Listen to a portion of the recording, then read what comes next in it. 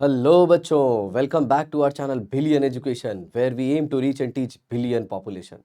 तो प्यारे बच्चों, मैं आपका यश सर लेकर आया हूँ महाराष्ट्र बोर्ड वन शॉट की सीरीज, जिसमें मैं केमिस्ट्री के सारे 12th स्टैंडर्ड के चैप्टर को खत्म कर दूंगा।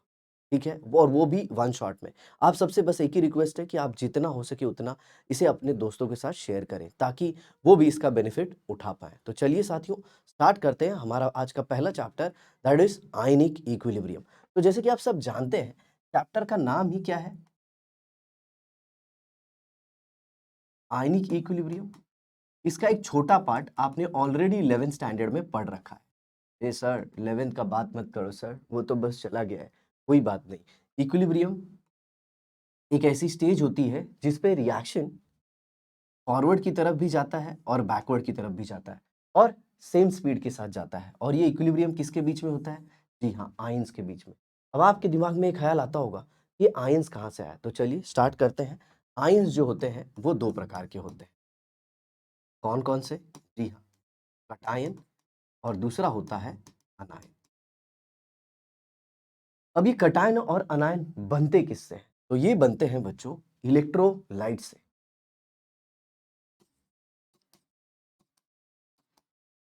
इलेक्ट्रोलाइट। अब इलेक्ट्रोलाइट क्या होता है? इलेक्ट्रोलाइट एक ऐसा केमिकल सब्सटेंस होता है जो टूट जाता है स्पॉन्टेनियसली। तो मैं यहां पे लिखूंगा डिसोसिएट्स, या फिर आप लिख सकते हो आयोनाइज, स्पॉन्टेनियसली, अपने आप, either by dissolving in water,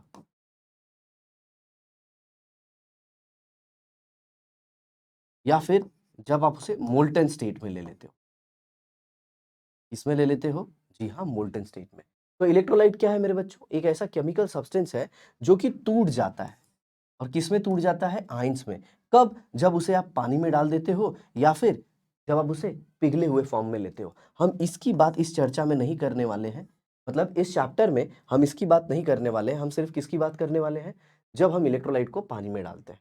तो इलेक्ट्रोलाइट के बारे में आपको पता चल गया। अब इलेक्ट्रोलाइट क्या हो सकता है? तो देखिए यहाँ पे इलेक्ट्रोलाइट जो होता है वो तीन प्रकार के हो सकते हैं: एसिड, बेस, या फिर सॉल्ट।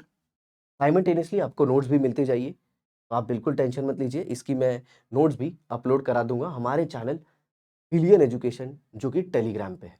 ठीक है, तो electrolyte, acid, base and salt. ठीक है, ये तीन इलेक्ट्रोलाइट होते हैं। अब आगे इलेक्ट्रोलाइट को हमने फर्दर क्लासिफाई किया है, जो कि है दो कैटेगरी में। एक होता है स्ट्रॉन्ग और एक होता है वीक। अब किस बिहाफ पे हमने स्ट्रॉन्ग और वीक डिसाइड किया? जी हाँ, तो आपको एक पैरामीटर पढ़ना पड़ेगा, एक बोलते हैं कंसेप्ट आपको जानना होगा, जिसे हम कहते हैं अल्फा। अल्फा क्या होता है मेरे बच्चों? Degree of dissociation.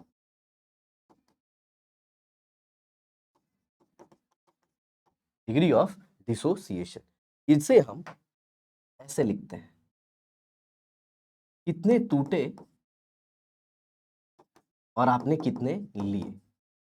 मान लीजिए आपने लिए थे 1 मोल और उसमें से टूट गया, मान लीजिए 10 मोल लिया था आपने और उसमें से टूट गया सिर्फ 1 मोल। तो आप कैसे लिखेंगे?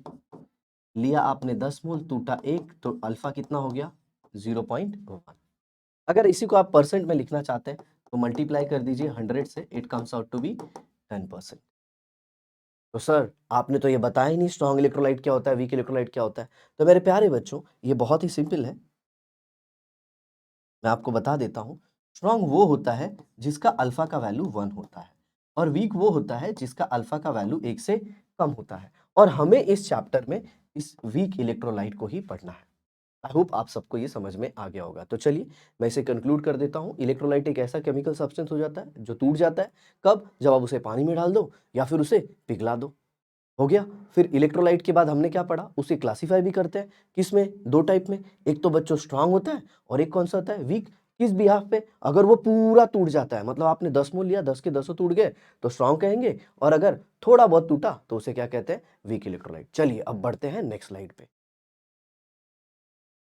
अब ये जो वीक एंड स्ट्रॉन्ग इलेक्ट्रोलाइट है, इसे हम थोड़ा डिटेल में पढ़ेंगे। जैसे सबसे पहले मैं लेता हूं एसिड, फिर उसके बाद हम किसे पढ़ेंगे, बेस, और फिर किसे पढ़ेंगे, सॉल्ट। तो सबसे पहले बच्चों हमारे दिमाग में एक ख्याल आता है कि एसिड क्या है, बेस क्या है और ये सॉल्ट क्या है। तो एसिड, बेस और सॉल्ट को डिफाइन करने के लिए कुछ थियरीज आई हैं। जैसे कि सबसे पहले जो थियरी दी वो दी हमारे अर्हेनियस चाचा ने। तो इसे कहते हैं अर्हेनियस थियरी। चलिए कलर को चेंज कर लेता हूं मैं, थोड़ा व्हाइट से लिखा जाए। तो अर्हेनियस चाचा क्या कहते हैं, अर्हेनियस चाचा की ये जो थियरी है ये बच्चों एप्लीकेबल है पानी में। मतलब आप कह सकते हो ये थियरी जो है वो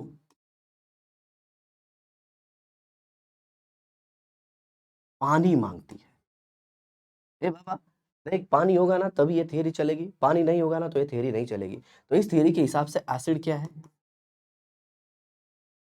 जो H प्लस आयन दे दे, और बेस क्या है, जो OH minus ion they they. But मेरे भाई पानी में, पानी को भूल गए तो थियरी भूल गए। आई बात समझ में। चलिए एग्जाम्पल ले लेते हैं।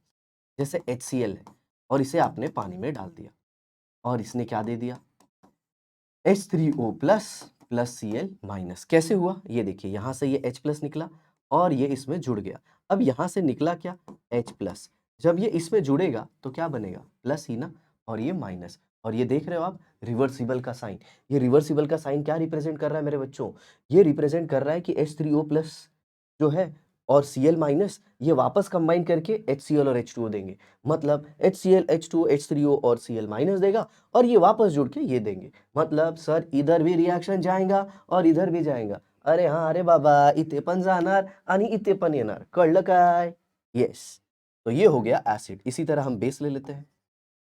तो बेस ले सकते हो आप NH4OH एक्वस मीडियम में। ये आपको क्या दे देगा, NH4 plus plus OH minus. आगे समझ में। ये जो रिवर्सिबल साइन मैंने यहाँ पे बनाया मेरे बच्चों, ये जो साइन आप देख रहे हो ये रिप्रेजेंट करता है कि ये जो बेस है और ये जो एसिड है, ये देखिए यहाँ पे इंपॉर्टेंट चीज, ये जो बेस है ये क्या है, वीक बेस है, इसीलिए यहाँ पे रिवर्सिबल साइन है। तो इस हिसाब से सर एसिड भी वीक होना चाहिए, जी नहीं बच्चों, एसिड यहाँ पे स्ट्रांग है तो ये एरो एक ही डायरेक्शन में जाएगा। कैसे जाएगा, एक ही डायरेक्शन में। तो आई होप आपको समझ में आ गया होगा कि अगर कोई वीक इलेक्ट्रोलाइट है तो रिवर्सिबल एरो बनेगा और स्ट्रॉन्ग इलेक्ट्रोलाइट है तो सिंगल डायरेक्शन में एरो होगा। और वो कौन है, जी हाँ, NH4OH। तो ये हमारा एसिड हो गया और ये हमारा क्या हो गया, बेस। चलिए अगर मैंने यहाँ पे अगर आपको बताया हो तो ये HCl कौन सा एसिड है, स्ट्रॉन्ग, और ये कौन सा बेस है, जी हाँ,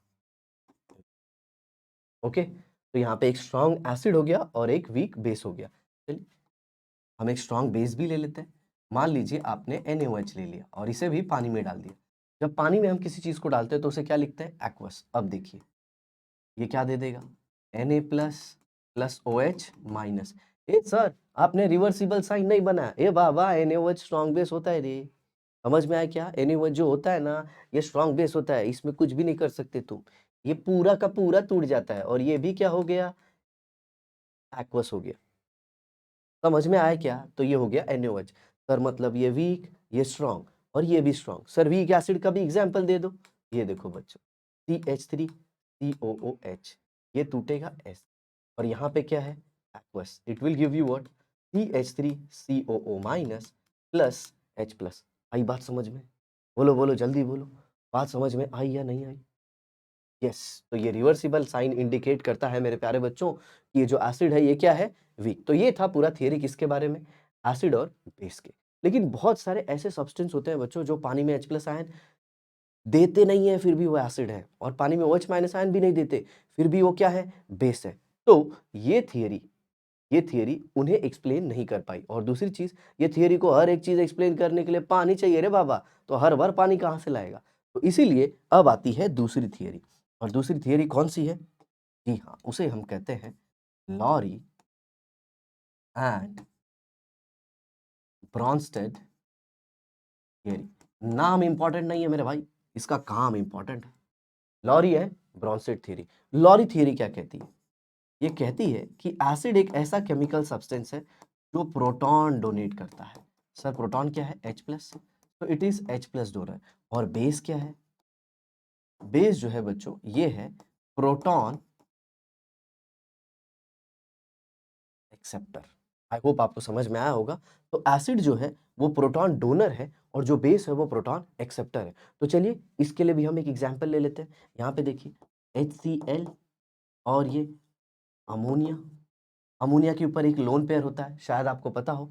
तो ये दे देगा कुछ ऐसा NH4 plus plus Cl minus. ये बिना पानी के मैंने लिखा। अब जरा देखो ध्यान से यहाँ पे जो HCl है, HCl इसने क्या बना दिया? Cl minus. चलिए मैं आपको एरो से दिखा देता हूँ। ये देखिए HCl ने क्या दे दिया? Cl minus. और NH3 ने क्या दे दिया? NH4 plus. HCl ने Cl माइनस दिया, इसका मतलब क्या मेरे दोस्त? HCl ने H प्लस दे दिया मेरे भाई, और NH3 ने H प्लस ले लिया। NH3 ने H प्लस ले लिया तो ये क्या हो गया? बेस। और इसने H प्लस दे दिया तो ये क्या हो गया? एसिड। और इस एसिड से ये बेस बना। समझ में आया? तो इसे अगर आप एसिड 1 कहते हो तो इसे बेस 1 कहो। और ये बेस से ये एसिड बना। जैसे अमोनिया ने H प्लस लिया तो क्या बना दिया? अमोनियम। तो ये क्या हो गया? एसिड। क्यों सर आपने अमोनियम को एसिड क्यों लिखा? क्योंकि अमोनियम H प्लस देगा तो ये क्या बन जाएगा? अमोनिया। ये क्या है? बेस। तो इसे अगर आप बेस 2 लिखते हो तो इसे आप एसिड 2 लिखोगे। ठीक है। अब यहीं पे मैं आपको एक बहुत ही इंपॉर्टेंट चीज बताऊंगा, जरा ध्यान से सुनिए। इसी के आगे मैं आपको एक्सप्लेन करूंगा एक थियरी जो कि है कॉन्जुगेट एसिड बेस पेयर। हम क्या पढ़ने वाले हैं? Conjugate acid base pair. ये कॉन्जुगेट एसिड बेस पेयर क्या होता है? जिसमें सिर्फ एक H प्लस का डिफरेंस हो। ऐसे सब्सटेंस जिसमें सिर्फ किसका डिफरेंस हो? H plus. जैसे ये देखिए अमोनिया और NH4 प्लस अमोनियम।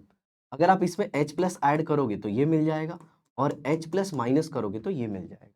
तो इन दोनों में एक ही का फर्क है, तो इसे हम कहेंगे बेस, तो इसे कहेंगे कॉन्जुगेट एसिड। सर आपने पहले वाले को बेस क्यों बोला सर? क्योंकि बेटा इसने H प्लस लिया ना। सर आपने इसको एसिड क्यों बोला? क्योंकि ये H प्लस देगा ना मेरे भाई। समझ में आया? अरे हाँ सर बहुत लोचे वाला है, लेकिन फिर भी मैं हूं ना, समझाऊंगा। देखो अभी इधर तो ये हो गया कॉन्जुगेट एसिड पेयर। किसी में भी अगर एक H प्लस का फर्क आता है सब्सटेंस में तो उसे आप कॉन्जुगेट एसिड बेस पेयर कह सकते हो। जैसे ये देखिए HSO4 माइनस, और ये क्या दे देगा? SO4 2 minus. कब? जब आपने इसमें से H प्लस निकाला, और जब H प्लस ऐड कर दिया तो इसी, तो ये क्या हो गया? एसिड। और ये क्या हो गया इसका? Conjugate base. आई बात समझ में? या फिर अगर आप इसे सिर्फ बेस कहते हो तो इसे कह सकते हो कॉन्जुगेट एसिड मेरे भाई। आई होप आपको समझ में आ गया। सिर्फ एक H प्लस का फर्क होना चाहिए, तो जो H प्लस देगा उसे एसिड कहेंगे मेरे दोस्त, और जो H प्लस लेगा उसे हम कहेंगे बेस। अगर एसिड नॉर्मल है तो उसका जो बेस होगा उसे कहेंगे कॉन्जुगेट, और अगर बेस नॉर्मल है तो उससे जो एसिड बनेगा उसे कहेंगे कॉन्जुगेट एसिड। तो ये थी थियरी मेरे भाई किसकी? Lorry and Brønsted. बट ये भी थियरी एक्सप्लेन नहीं कर पाई क्या? बहुत सारा सब्सटेंस प्रोटॉन देता लेता नहीं है, फिर भी वो किसकी तरह बिहेव करता है? एसिड और बेस की तरह। कैसा सर? चलो एक एग्जांपल दिखाता है मैं तुमको। इधर देखो ये BF3 है ना, ये एसिड की तरह काम करता है। अब ये प्रोटॉन देता भी नहीं है और प्रोटॉन लेता भी नहीं है। तो अब इसके लिए नई थियरी आई, चलिए उसे पढ़ते हैं। नई थियरी कौन सी है? तो बच्चों जो नई थियरी है वो हम नए कलर से पढ़ेंगे। चलिए, तो जो नई थियरी है उसे कहते हैं लुईस थियरी।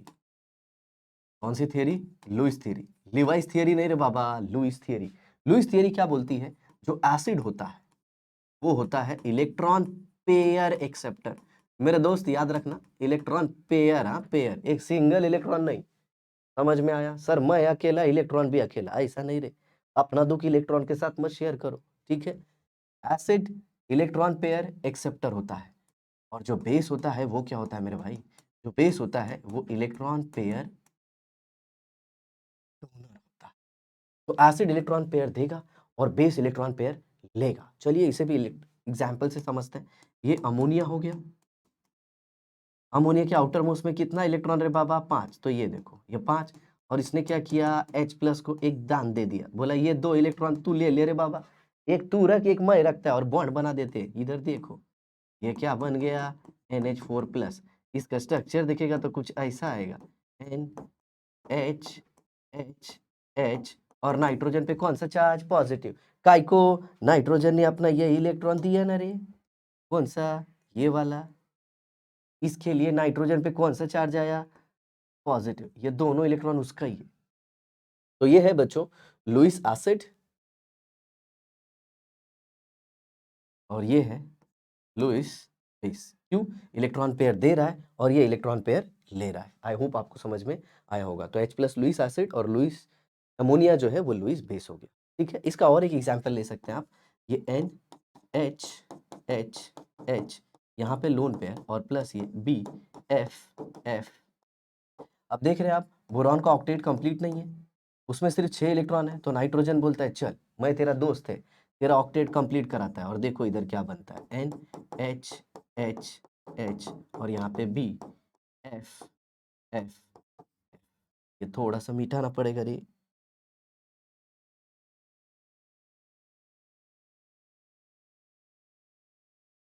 तो यहाँ पे ये आ जाएगा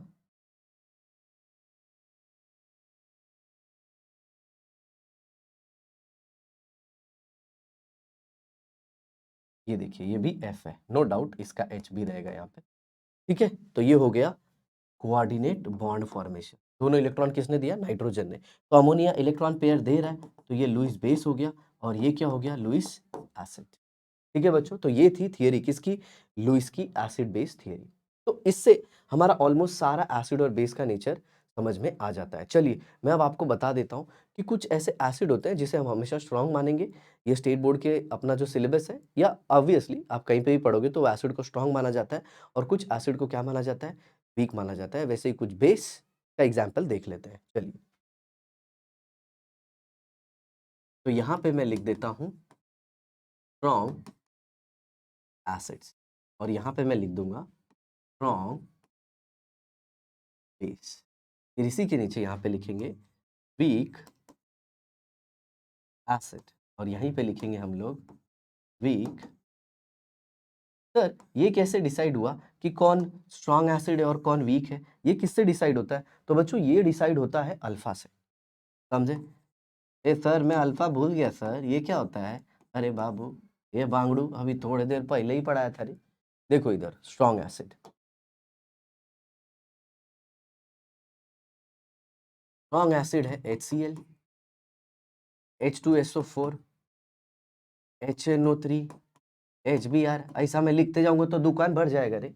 इतना याद रखोगे तो काम हो जाएगा। चलो आगे देखो बच्चों प्यारे, वीक एसिड में क्या ले सकते हो? Acidic acid. और कौन सा ले सकते हो? HF।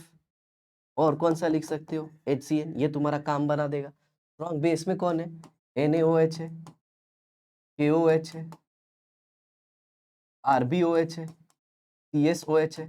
सारे अल्कली मेटल के hydroxide except lithium. Weak base कौन ले सकते हो? NH4 OH, CuOH ट्वाइस या फिर Fe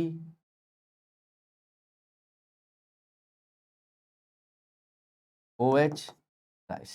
ये सारे वीक की कैटेगरी हो गई। चलिए अब कुछ इंपॉर्टेंट चीजें मैं आपको बताता हूँ।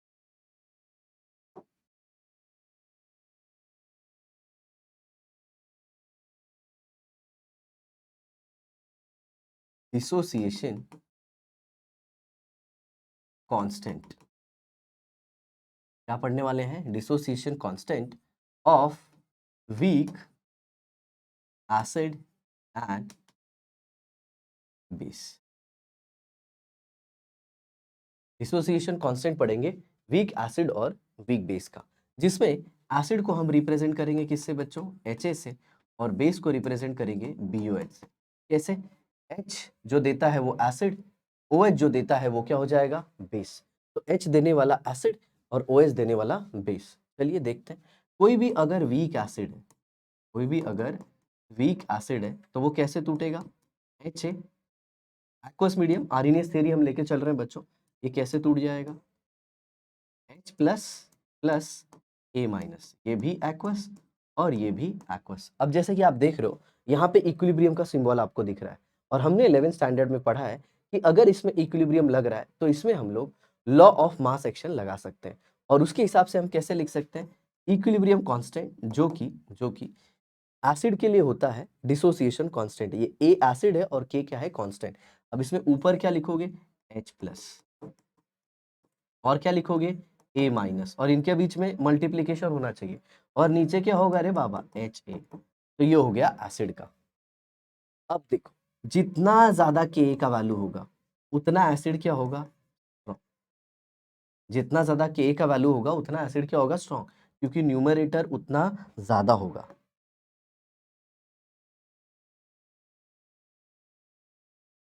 न्यूमरेटर का वैल्यू उतना ज्यादा होगा बच्चों, समझ में आया। और के का वैल्यू जितना कम होगा एसिड उतना ही वीक होगा। ठीक इसी तरह से हम ये किसके लिए लिख सकते हैं, वीक बेस के लिए। तो देखो यहाँ पे वीक बेस, वीक बेस को कैसे लिखेंगे, BOH, और ये क्या होगा, एक्वस, कैसे टूटेगा, B plus plus OH minus, ये क्या हो गया, एक्वस, और ये भी क्या हो गया।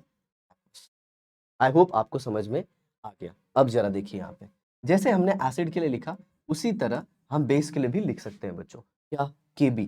अब यहाँ पे देखिए ऊपर क्या आ जाएगा, प्रोडक्ट, प्रोडक्ट में क्या है बच्चों, B प्लस OH माइनस, और नीचे क्या है, BOH।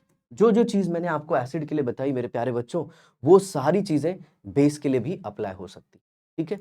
तो यहाँ पे भी सिंपल हम लिख सकते हैं, अगर KB का वैल्यू ज्यादा तो बेस क्या हो जाएगा, स्ट्रांग, और KB की वैल्यू अगर कम तो बेस क्या हो जाएगा मेरे बच्चों। आई होप आपको ये समझ में आ गया, ठीक है। चलिए अब हम नेक्स्ट पढ़ेंगे बहुत ही important concept, auto ionization of water. जो वाटर है ना वो डबल ढोलकी की तरह काम करता है। डबल ढोलकी मतलब एसिड के सामने बेस की तरह बिहेव करता है और बेस के सामने किसकी तरह बिहेव करता है, एसिड की तरह। बहुत लोच है रे वाटर का। सर हमारे दोस्त लोग भी कुछ ऐसे ही है, हम लोग सामने रहेगा ना तो बोलेंगे तू मेरा बेस्ट फ्रेंड है, और जैसे ही मैं चला जाएगा ना बोलेगा ये बहुत पकाता है रे। चलो देखेंगे, तो स्टार्ट करते हैं। एम्फोटेरिक नेचर ऑफ वाटर, और साइमल्टेनियसली हम क्या देखेंगे, मैंने अभी बोला auto ionization of water. Auto ionization मतलब क्या, पानी खुद ही आयन बना देता है, खुद से ही रिएक्ट करके आयन बना देता है। देखने का है कैसे, ये देखो H2O प्लस H2O, क्या दे दिया इसने, इसने H प्लस दिया और इसने लिया, इसने H प्लस दिया और इसने H प्लस लिया। आप रिवर्स वे में भी कंसीडर कर सकते हो। तो ये क्या आ जाएगा, H3O प्लस और ये OH माइनस। आया क्या समझ में, देखो पानी खुद ही टूट गया, किसके फॉर्म में, आयन के फॉर्म में, तो इसको क्या बोलते हैं, ऑटो आयनाइजेशन ऑफ वाटर। समझ में आया। अब इसके लिए तुम कांस्टेंट लिख सकता है रे बाबा, जैसे एसिड और बेस के लिए लिखा ना वैसा इसके लिए पानी के लिए भी लिख सकता है। कैसा लिखेगा, देखो इधर, के W इज इक्वल टू, मैं काम करता है पहले इसको रहने देता है, पहले तुम लोग को ये सब सिखा देता है। एम्फोटेरिक नेचर, एम्फोटेरिक बोले तो डबल ढोलकी, पानी किसकी तरह बिहेव करेगा, एसिड की तरह भी और बेस की तरह भी। तो देखो इधर H2O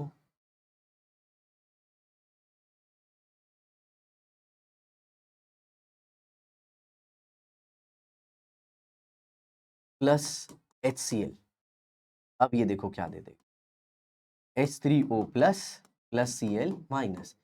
ये देखो यहाँ पे पानी ने H प्लस दे दिया, ओ सॉरी, पानी ने H प्लस ले लिया, किससे, HCl से।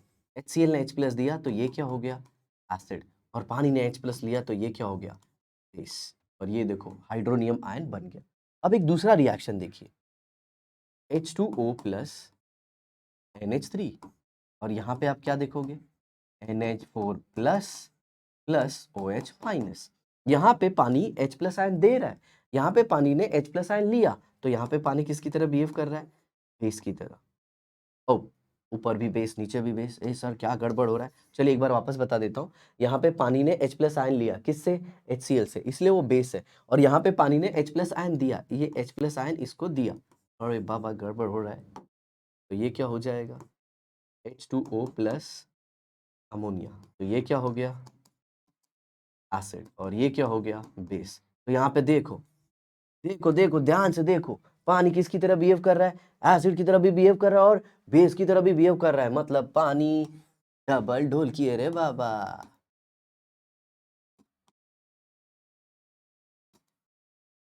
आ गया समझ में? एसिड की तरह भी और बेस की तरह भी। आई होप आप सबको समझ में आया होगा। तो ये पानी का ऐसा लिख लेते हैं हम लोग, क्या? Auto ionization. इसका भी देख लेते हैं। इसके लिए अगर कांस्टेंट लिखेगा तो कैसा हो जाएगा? K is equal to what? H3O plus, और इधर क्या लिखेगा? OH minus. और नीचे क्या आएगा बाबा? पानी आएगा रे पानी। दो दो पानी तो ऐसा लिख सकता है ना मैं, H2O। तो इधर क्या लिख देगा? H2O का स्क्वायर। अब मैं तुमको बताता, ये पानी है ना बहुत कम टूटता है। पानी है ना बहुत कम टूटता है। जो वाटर मॉलिक्यूल है वो बहुत ही कम डिसोसिएट होता है। आपको मैं बताऊं तो ऐसे आप ले सकते हो, एक एक मिलियन में, एक मिलियन में कुछ 20-25 वाटर मॉलिक्यूल ही टूटते हैं। तो आप ऐसा बोल सकते हो ना कि ये तो पूरा कांस्टेंट ही है, ये तो पूरा क्या है? कांस्टेंट। सर कैसे? आप ऐसे सोचो ना, 1 मिलियन मॉलिक्यूल में से सिर्फ 20-25 टूटे तो ऑलमोस्ट 1 मिलियन रह ही गए ना, वो नहीं टूटे। ये तो वही वाली बात हुई। एक बच्चा जाता है समंदर में से एक टब पानी निकालता है और बोलता है, हे सर मैंने समंदर का पानी कम कर दिया। ताली बजाता है, बोलता है वाह बेटा तू इतना इंटेलिजेंट कैसे है, किसी को मत बोलना तू मेरा स्टूडेंट है।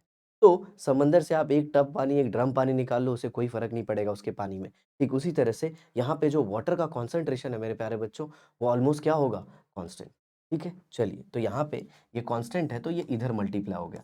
तो k इंटू एक नया कांस्टेंट k डैश, तो ये क्या हो गया? H3O प्लस और इंटू OH माइनस। इसे थोड़ा सा अंदर लिख देता हूं मैं।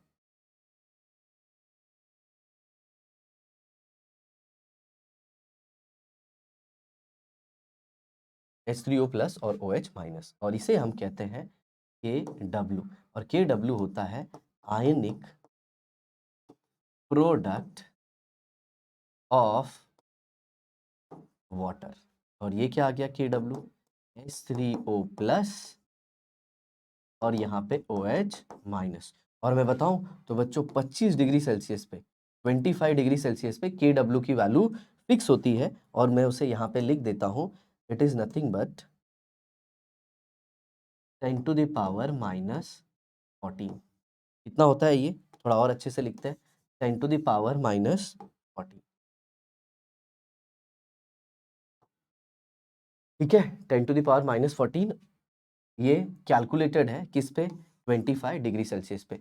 और इसी से कैलकुलेट किया गया कि जितना H प्लस आयन होता है 25 डिग्री सेल्सियस पे, उतना ही OH माइनस आयन भी होगा। राइट? तो यहीं से आप कैलकुलेट कर सकते हो कि H प्लस आयन 10⁻⁻7 और ये भी 10⁻⁻7। तो टोटल कितना हो जाएगा? 10⁻⁻14। आई होप आपको ये समझ में आ गया। ठीक है प्यारे बच्चों, तो चलिए अब हम लोग जो इसके पहले पढ़े थे, कौन सा? Dissociation of acid and dissociation of base, उसी से रिलेटेड कुछ लॉ पढ़ लेते हैं। क्या? Oswald dilution. ठीक है बच्चों, तो चलिए नेक्स्ट पीडीएफ पे बढ़ते हैं।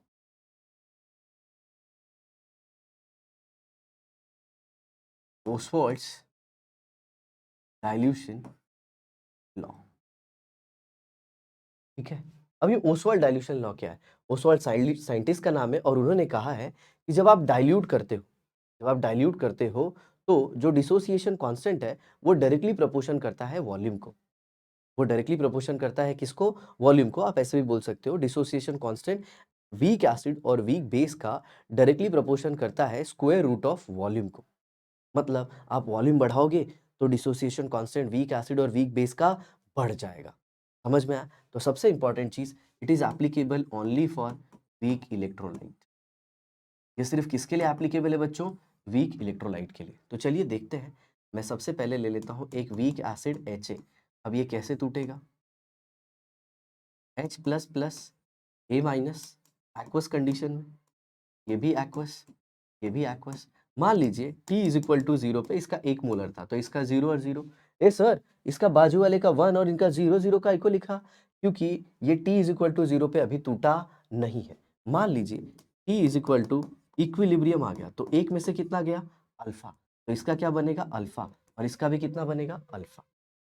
सर ये अल्फा क्या है? Degree of dissociation. समझ में आया? अल्फा क्या है? Degree of dissociation. 1 mole HA में से कुछ टूटा, तो कुछ H प्लस बना और कुछ A माइनस बना, और ये जो बन रहा है वो इनके कोएफिशिएंट के हिसाब से बन रहा है। ये देखिए, इसका 1 है तो 1 टूटा, तो इसका 1 बना, तो इसका भी 1 बना। अब इसी का कॉन्सेंट्रेशन लिख देता हूं मैं बच्चों। तो कॉन्सेंट्रेशन क्या होगा? ये क्या है? Moles, moles divided by volume. Alpha that is moles divided by volume. Alpha that is moles divided by volume. अब आप सब जानते हो वीक इलेक्ट्रोलाइट है, तो हम इसके लिए इक्विलिब्रियम कांस्टेंट तो लिख ही सकते हैं। तो कैसे लिखेंगे? ये देखिए, K A is equal to what? H plus का कॉन्सेंट्रेशन इंटू A माइनस का कॉन्सेंट्रेशन अपॉन HA। ऐसे अब इनकी वैल्यूज भी है, आप देख सकते हो यहाँ पे। ये मेरे बच्चों आप देख सकते हो यहाँ पे इनकी वैल्यूज भी तो है, ये देखो। अब आप क्या कर सकते हो? ये वैल्यूज को इसमें सब्स्टिट्यूट कर दो। तो देखिए मैं सब्स्टिट्यूट करता हूँ, कैसे आ जाएगा? K is equal to alpha by V into alpha by V upon 1 minus alpha upon V. तो ऊपर क्या हो जाएगा? Alpha square upon V square multiplied by, ये डिनोमिनेटर का डिनोमिनेटर है रे बाबा, ये जो है ना, ये डिनोमिनेटर का डिनोमिनेटर है, तो ये ऊपर चले जाएगा और नीचे क्या आ जाएगा? 1 माइनस अल्फा। अब इसको कैसे लिख सकते हैं? वॉल्यूम से वॉल्यूम कैंसल, तो नीचे क्या आ गया? Alpha square 1 minus alpha into V. अब हम सबको पता है ये वीक इलेक्ट्रोलाइट है, और मैंने आपको स्टार्टिंग में ही बोला कि वीक इलेक्ट्रोलाइट का जो अल्फा होता है वो बहुत कम होता है। तो यहाँ पे अल्फा का जो वैल्यू है it is very very less than 1। तो 1 के सामने ये छोटू को माइनस करोगे तो 1 को कोई फर्क पड़ेगा क्या? 1 माइनस 0.01, कोई फर्क पड़ेगा नहीं। 1 माइनस बहुत छोटा वैल्यू 1 ही आएगा रे, तो मैं इसे निग्लेक्ट कर दूंगा।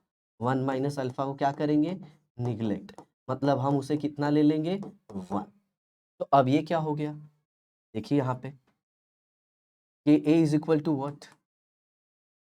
Alpha square upon alpha square upon V. अब आप सब जानते हो कॉन्सेंट्रेशन क्या होता है? Number of moles upon volume. Suppose मैंने मोल को 1 मोल ले लिया, तो कहना इसे concentration is equal to 1 upon V, मतलब 1 अपॉन वी के जगह पे मी काय लिहू शकतो रे? K is equal to alpha square C.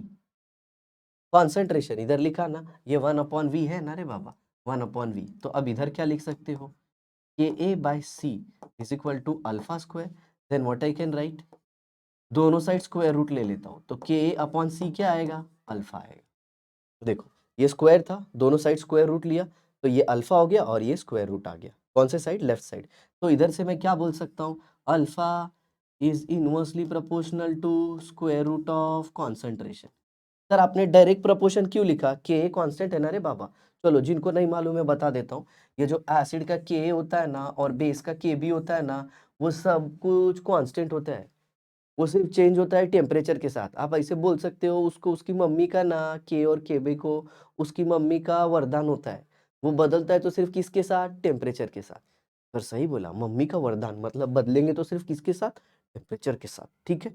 Otherwise आप कह सकते हो कि इनकी वैल्यू चेंज नहीं होती, ये वैल्यू तभी चेंज होगी जब आप टेम्परेचर को चेंज करोगे, ठीक है। तो यहाँ पे alpha is inversely proportional to concentration. और अगर आपको याद हो, जब मैंने C is equal to 1 upon V लिखा है, तो मैं ऐसे भी तो लिख सकता हूँ V is equal to 1 upon C. देखो यहाँ पे है या नहीं है? है या नहीं है? तो यहाँ पे एक और चीज आ जाएगी, is directly proportional to what? Volume.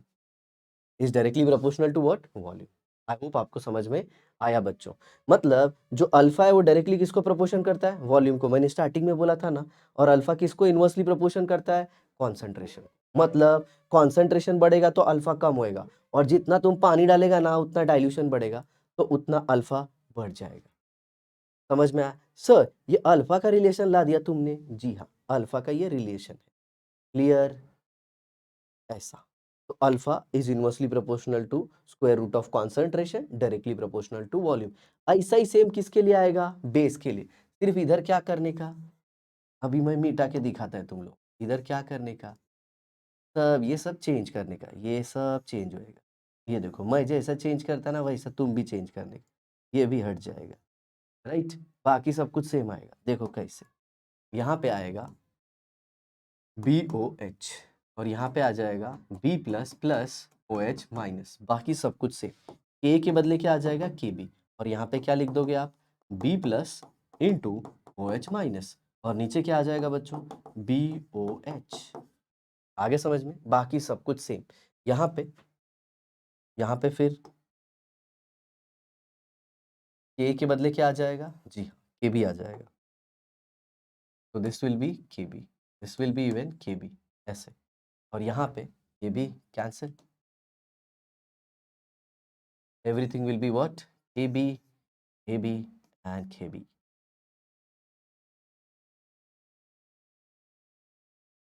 चलो लिख देते हैं।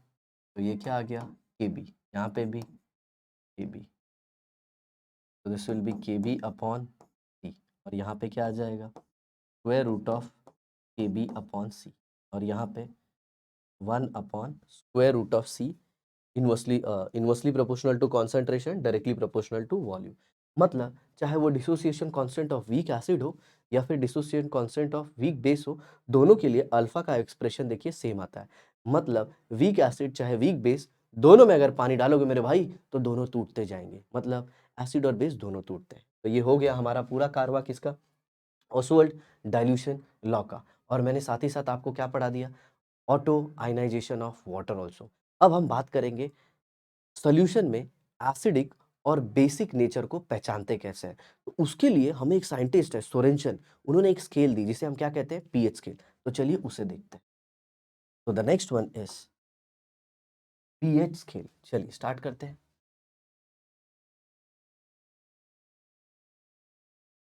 पीएच, पी आप बोल सकते हो power of H plus ions, but actual में ये P का मतलब होता है minus log to the base. थोड़ा आपके लिए ज़्यादा हो जाएगा बट कोई बात नहीं, जो लोग सीईटी देने वाले हैं उनके लिए ये काफ़ी यूजफुल है। तो ये आ जाएगा minus log to the base 10। और इसे किस साइंटिस्ट ने दिया था? जी हाँ, सोरेंसन ने। सोरेंसन क्या कहते हैं, पीएच क्या है, minus log to the base 10 of H plus ion का कॉन्सेंट्रेशन, और पीओएच क्या है, minus log to the base 10 of OH minus ion का कॉन्सेंट्रेशन। ठीक है, तो ये हो गया H प्लस आयन और POH क्या हो गया OH माइनस। पीएच किसके लिए, एसिड के लिए, और POH किसके लिए, बेस के लिए। आगे सबको समझ में? ऐसा है। अब जरा देखो, हमें प्रूफ करना होता है pH plus POH is equal to 40, ये प्रूफ करना है, लेकिन ये कितने पे, एट 25 डिग्री सेल्सियस। कितने पे, 25 डिग्री सेल्सियस पे। चलिए अभी आपने थोड़ी देर पहले पढ़ा था ऑटो आयनाइजेशन ऑफ वाटर या फिर ionic product of water H plus into OH minus is equal to 10 to the power minus 14 same temperature पे। सर आप टेम्परेचर बार बार क्यों बोलते हो, टेम्परेचर चेंज होएगा सब चेंज हो जाएगा रे बाबा। चलो, taking log on both the side,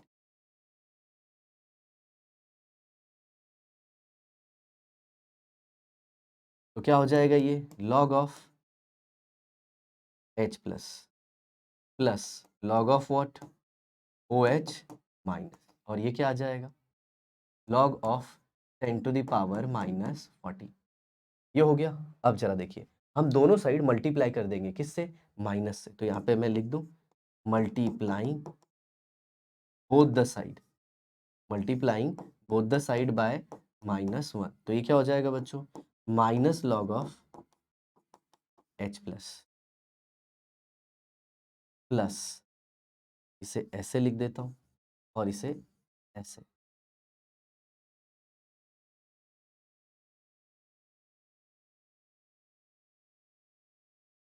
minus log of OH minus is equal to what, minus of -14। Sir ये माइनस ऑफ -14 कैसे हो गया, ये देखिए log to the base 10 of 10 raise to -14, तो -14 पहले आ जाएगा। अरे आपने फॉर्मूला पढ़ा होगा ना, log of a raise to x is equal to x log of, ठीक है, और पहले से आप देख रहे हो माइनस है तो माइनस माइनस बिकम्स प्लस। अब यहाँ पे देखिए बच्चों ध्यान से, ये क्या हो गया? पीएच। ये क्या हो गया? पीओएच। और ये क्या हो गया? 14। अब देखिए कुछ बच्चों को जो डाउट होता है वो इधर होता है, सर यहाँ पे भी तो माइनस आएगा ना, तो मैंने माइनस ही लिखा है ना बेटा, माइनस और प्लस को मल्टीप्लाई करोगे तो क्या आ जाएगा? माइनस। तो इसीलिए, और minus log of O H minus is p O H, minus log of H plus is p H, total कितना हो गया? 14। ठीक है, आप हमेशा याद रखिएगा, अगर एसिडिक सोल्यूशन है, कौन सा?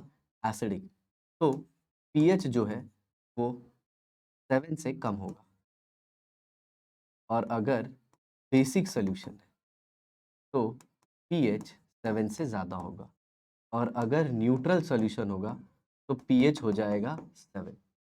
पीएच कितना हो जाएगा? 7। लेकिन ये सब कुछ मेरे बच्चों कब एप्लीकेबल है? ये तभी एप्लीकेबल है जब टेम्परेचर कितना है?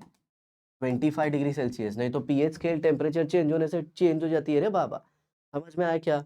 तो इसके साथ हमारा पीएच पीओएच का खेल अभी खत्म हो गया। तो आपको पता चल गया कि जो पीएच स्केल होती है वो कितनी होती है? जी, ये 0 से लेके 14 तक, और यहाँ पे क्या आता है? 7। जो 7 है वो क्या है? न्यूट्रल।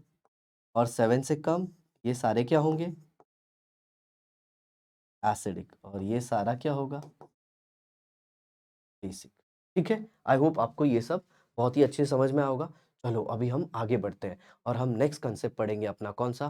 सॉल्ट के बारे में। ठीक है, चलिए नेक्स्ट पीडीएफ। अब हम पढ़ने वाले हैं सॉल्ट हाइड्रोलिसिस।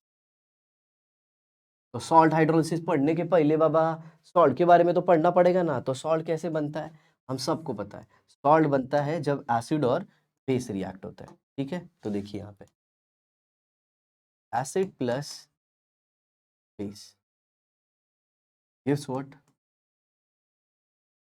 एसिड ले लो, बेस ले लो, दोनों को रिएक्ट कर दो मेरे बच्चों, आपको क्या मिल जाएगा? सॉल्ट। अब सॉल्ट को हम लोगों ने अलग अलग कैटेगरी में क्लासिफाई किया है। किसके बेसिस पे?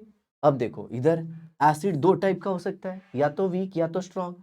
बेस भी कितने टाइप का हो सकता है? दो टाइप का। तो तुम्हारे सॉल्ट कितने टाइप के होंगे? चार टाइप के। सबसे पहले आता है स्ट्रॉन्ग एसिड स्ट्रॉन्ग बेस, दूसरा आता है स्ट्रॉन्ग एसिड वीक बेस, तीसरा आता है वीक एसिड स्ट्रॉन्ग बेस, और लास्ट में जो आता है ना बाबा वो आता है weak acid plus weak base. चलो मैं एक का एग्जांपल दे देता है। स्ट्रॉन्ग एसिड स्ट्रॉन्ग बेस कैसे आएगा? स्ट्रॉन्ग एसिड है HCl, स्ट्रॉन्ग बेस है NaOH। अब होगा क्या? इधर से H और OH कंबाइन करेगा बाबा और क्या बना देगा? NaCl। अब इधर देखो, अगर आपको पहचानना है कि कौन सा एसिड है कौन सा बेस है तो आप ऐसे कर लेना, कटायन को क्या दे दो? OH माइनस, और अनायन को क्या दे दो? H plus. तुमको पता चल गया NaCl किससे बना है?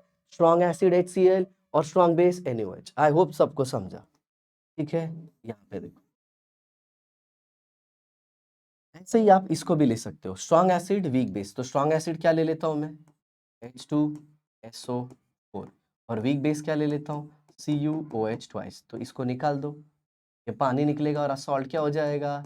CuSO4। ऐसे ही। ठीक है, चलिए अब हम आगे बढ़ते हैं। तो मैं सबके एग्जाम्पल अब डायरेक्टली लिख देता हूँ। यहाँ पे देखिए, ये है NaCl, या फिर Na2SO4, या फिर NaNO3। These are the example. अब strong acid weak base, strong acid weak base का एग्जाम्पल है NH4Cl, CuHO4, NH4NO3। अब वीक एसिड और स्ट्रॉन्ग बेस, तो CH3COH, ये वीक एसिड है। अब इसी को NaOH से रिएक्ट करा दो आप, इसी को NaOH से रिएक्ट कराओगे तो क्या आ जाएगा? CH3COONA, sodium acetate. और क्या ले सकते हो? NH4, एक सेकेंड, वीक एसिड हमारा क्या है? HF। तो इसमें ये भी ले सकते हो NaF, सोडियम जो है वो स्ट्रॉन्ग बेस का NaOH, और ये HF वीक एसिड। अब लास्ट में आ जाते हैं वीक एसिड वीक बेस, दोनों वीक पार्ट। तो ये आ जाएगा CH3COONH4, या फिर आप ले सकते हो NH4F, या फिर लास्ट में ले सकते हो आप NH4Cl। इसमें एसिड कौन सा है, CH3COOH, और बेस कौन सा है, NH4OH। इसमें बेस क्या है, सेम NH4OH इधर भी होगा, लेकिन यहाँ पे एसिड HF है, और यहाँ पे एसिड कौन सा है, HCl। तो ये आपके सॉल्ट के टाइप हो गए। ठीक है, चलिए अब हम आगे बढ़ते हैं और सॉल्ट हाइड्रोलिसिस पढ़ते हैं। तो हाइड्रोलिसिस मतलब क्या होता है बच्चों, हाइड्रो मतलब पानी, हाइड्रो मतलब पानी, और लिसिस मतलब ब्रेकिंग। पानी की breaking in presence of what, ions. पानी की breaking in presence of ions. मान लीजिए आपने कोई एक सॉल्ट ले लिया Ba। अब ये Ba कैसे आया, ये देखिए Ha एसिड हो गया और BOH बेस हो गया, इन दोनों को मिलाने से पानी निकल गया और क्या बन गया, Ba। ठीक है, अब जो Ba है ये टूटेगा, Ba किस में टूटेगा, B plus plus A minus. ए सर तुमने सिंगल एरो लिखा है, मतलब सॉल्ट स्ट्रांग होता है क्या, सारे सॉल्ट पूरी तरह से टूट जाएंगे और आपको क्या देंगे, कटायन और अनायन। और ये आयन जो है वो रिएक्ट करेंगे किसके साथ, जी हाँ पानी के साथ, और फिर सॉल्ट हाइड्रोलिसिस होगा। तो चलिए कारवा को आगे बढ़ाते हैं। ठीक है, तो सबसे पहले हम देखेंगे प्यारे बच्चों hydrolysis of salt of strong acid strong base. चलिए देखिए,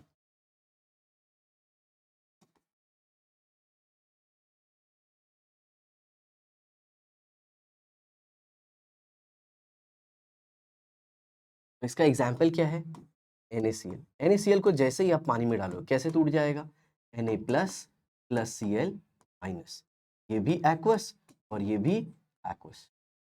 आगे समझ में, अब पानी भी टूटेगा कैसे, आप सबको पता है पानी वीक इलेक्ट्रोलाइट है, तो ये टूटेगा H3O plus plus OH minus. अब ये आयन पानी के साथ रिएक्ट करेंगे, तो देखिए Na प्लस रिएक्ट करेगा OH माइनस के साथ, तो क्या बना देगा, NaOH, जो कि एक स्ट्रॉन्ग इलेक्ट्रोलाइट है। तो आपको पता है ये वापस टूट के यही दे देगा, सिंपल सी बात है, स्ट्रॉन्ग इलेक्ट्रोलाइट तो पूरी तरह से टूट जाते हैं, बोलो हाँ या ना। आगे देखिए नेक्स्ट कौन सा है, जो Cl माइनस है वो किसके साथ रिएक्ट करेगा, जी हाँ H3O के साथ, और क्या दे देगा, HCl प्लस H2O। इसमें भी जो HCl है वो स्ट्रांग है, वो फिर टूट के ही दे देगा। मतलब इन शॉर्ट आप कह सकते हो कि NaCl के या फिर salt of a strong acid strong base के हाइड्रोलिसिस में जो हाइड्रोलिसिस है वो होता ही नहीं है, क्योंकि उसके जो प्रोडक्ट बनते हैं वो स्ट्रॉन्ग एसिड और स्ट्रॉन्ग बेस बनते हैं। तो सर ये क्या टाइम पास के लिए दिया है, अरे वही समझो रे बाबा। तो होता क्या है कि ना सोडियम आयन रिएक्ट करेगा ना क्लोराइड आयन रिएक्ट करेगा। मतलब जो पानी के H प्लस और OH माइनस आयन है उसका जो नंबर है वो कांस्टेंट रहेगा, मतलब इसके नंबर में कोई चेंज नहीं आएगा। मतलब सॉल्यूशन कौन सा होगा, न्यूट्रल होगा। क्यों न्यूट्रल होगा, जितना H प्लस आयन NaCl डालने के पहले थे, जितने OH माइनस आयन NaCl डालने के पहले थे उतने ही बाद में भी हैं NaCl डालने के। मतलब H प्लस और OH माइनस आयन पे कोई फर्क नहीं पड़ता है, किसके केस में, strong acid and strong base के केस में। चलिए अब दूसरा केस ले लेते हैं हम, strong acid plus week, strong acid plus weak base. तो इसका एग्जांपल लेता हूं मैं CuSO4। जिन्हें नहीं पता उन्हें बता दूं, CuOH ट्वाइस इसका बेस है और H2SO4 इसका एसिड है मेरे दोस्त। तो ये कैसे टूट जाएगा, पूरी तरह से नो डाउट पानी में डालने पे, और ये क्या दे देगा, Cu2 plus plus SO4 2 minus. ये तो सॉल्ट था, हाँ सर ये तो सॉल्ट था, पूरी तरह से टूट गया मेरे दोस्त। अब ये रिएक्ट करेगा किसके साथ, पानी के साथ, पानी का वही खेला है। देखिए H2O क्या दे देगा, H3O plus plus OH minus. अब इसमें जो Cu2 प्लस है मेरे भाई, Cu2 प्लस ये रिएक्ट कर लेगा OH माइनस के साथ, कितने OH माइनस 2 के साथ, और क्या दे देगा, CuOH ट्वाइस। देखिए अब Cu2 प्लस ने 2OH माइनस के साथ रिएक्ट किया और CuOH ट्वाइस बना दिया, और ये वीक होता है। वीक होता है मतलब ये टूट के ये देने वाला नहीं है, मतलब OH माइनस आयन का कॉन्सेंट्रेशन कम हो गया, OH माइनस आयन का कॉन्सेंट्रेशन कम हो गया मेरे दोस्त। आई होप आपको समझ में आ रहा है। तो अब कौन बच गया, H प्लस, क्या SO4 2 माइनस 2H3O प्लस, या फिर इसी की जगह पे आप 2H प्लस भी लिख सकते हो। क्या इससे रिएक्ट करके ये दे सकता है H2SO4? तो मेरे दोस्त नहीं, क्यों नहीं दे सकता, क्योंकि H2SO4 स्ट्रांग है, फिर टूट जाएगा। मतलब जो सॉल्ट है किसका, स्ट्रॉन्ग एसिड वीक बेस का, उसमें हाइड्रोलिसिस होता है सिर्फ किसके आयन का, वीक बेस के आयन का। और जो OH माइनस आयन है, जो OH माइनस आयन है उसका नंबर कम हो जाता है। किसके कंपेयर में? H प्लस आयन के। मतलब ये सोल्यूशन में OH minus ion is less than H plus ion, मतलब इस हाइड्रोलिसिस की वजह से सोल्यूशन क्या हो जाता है? एसिडिक।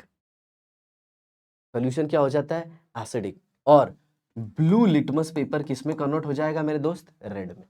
ब्लू लिटमस पेपर किस में कन्वर्ट हो जाएगा? रेड में। क्यों? H प्लस आयन ज्यादा हो गए, किससे? OH माइनस से। तो ये था हाइड्रोलिसिस स्ट्रॉन्ग एसिड और वीक बेस का। अब नेक्स्ट बढ़ते हैं तीसरे हाइड्रोलिसिस पे, किसका? जी हाँ, वीक एसिड स्ट्रॉन्ग बेस। चलिए देखिए, तो ये है weak acid plus strong base का हाइड्रोलिसिस। वीक एसिड और स्ट्रॉन्ग बेस। तो इसके लिए मैं एग्जांपल लेता हूं, CH3COONA। अगर आप यहाँ पे देखो तो वीक एसिड कौन है? CH3COOH, और जो Na है ये क्या है? स्ट्रॉन्ग बेस से आया है, NH4OH। इससे ये सॉल्ट बना है। अब ये पूरी तरह से टूट जाएगा, किससे? CH3COONA। कैसे टूट जाएगा पूरी तरह से? CH3COO minus plus Na plus. ठीक है, आप इसके जगह पे कोई दूसरा सॉल्ट भी ले सकते हो। आप इसके जगह पे कोई दूसरा सॉल्ट भी ले सकते हो, कोई और वीक एसिड और स्ट्रॉन्ग बेस भी ले सकते हो। जैसे you can take even NaF। इसमें वीक एसिड कौन है? HF, और स्ट्रॉन्ग बेस कौन है? NaOH। ठीक है, ये आसान वाला था, इसके लिए मैंने ले लिया। तो अब ये तो पूरी तरह से टूट गया। ए सर, ये पूरी तरह से क्यों टूट गया? हाँ, अरे मेरे भाई ये सॉल्ट है ना, तो पूरी तरह से तो टूटेगा ही। आगे देखिए, पानी कैसे टूटेगा? जी हाँ, पानी कैसे टूटेगा? H3O plus plus OH minus. अब इसमें आप सबको पता है Na प्लस अगर रिएक्ट करेगा OH से तो क्या बन जाएगा? Na plus plus OH minus gives what? NaOH। और ये रिएक्शन तो होना नहीं है। क्यों नहीं होना है? क्योंकि आपका जो Na प्लस है वो NaOH जो है वो स्ट्रांग है और वो टूट के वापस ये दे देगा, तो ये होना नहीं है। तो बचा कौन? Acetate ion. तो CH3COO माइनस रिएक्ट कर लेगा किससे? पानी के H प्लस से। पानी के किससे? H प्लस से। H3O प्लस, और क्या दे देगा बच्चों आपको? CH3COOH ये दे देगा।